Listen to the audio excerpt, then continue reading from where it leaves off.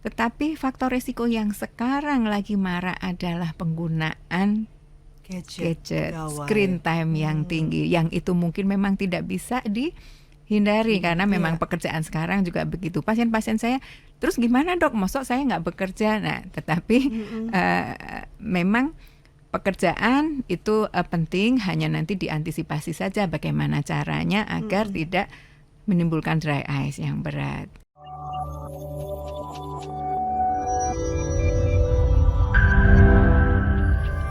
Kita ngobrol dulu dengan dokter tadi mengenai gejala ya, supaya mungkin sahabat sonora bisa lebih aware.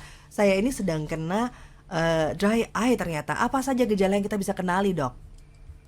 Baik, tadi sudah sesingkat kita sudah bahas juga tentang gejala ya. Tadi yang ternyata matanya berair itu bukannya air matanya berlebihan, ternyata itu justru malah matanya kering. Tapi gejala dry eyes itu dari yang paling ringan itu bisa saja pasien itu hanya merasa cepat lelah. Sekarang kalau bekerja di komputer udah nggak bisa lama lagi gitu, capek, mudah lelah. Kemudian kadang-kadang pasien pun bisa merasakan matanya gatal.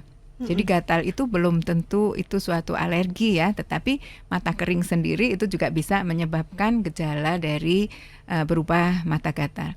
Gejala yang lebih berat mungkin pasien itu merasa seperti ada benda asing di matanya, atau tiba-tiba rasa kelilipan, ganjel sekali gitu ya.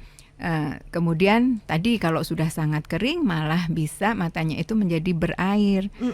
Jadi kok matanya berair terus gitu ya. Jadi gejalanya dari yang sangat ringan sampai yang berat. Kadang-kadang seperti tadi yang diceritakan, keluhan penglihatan buram yang fluktuatif itu juga bisa disebabkan karena dry eyes. Jadi biasanya sesudah sore gitu dia menjadi matanya buram, nanti kalau udah ngedip-ngedip atau merem sebentar kemudian menjadi lebih terang lagi. Karena memang menutup kelopak mata itu dalam rangka meratakan air mata juga, jadi mungkin mengatasi sejenak keluhan dry eyes-nya, tetapi nggak lama kemudian dia akan menjadi buram lagi begitu. Ini apakah ada faktor resiko dari usia gitu, dokter? Ya, betul. Jadi faktor-faktor risiko dari mata kering itu memang salah satunya adalah usia. Kemudian kalau wanita mungkin hormonal itu ya. Jadi pasien-pasien yang sudah masuk usia menopause atau premenopause itu menjadi lebih kering.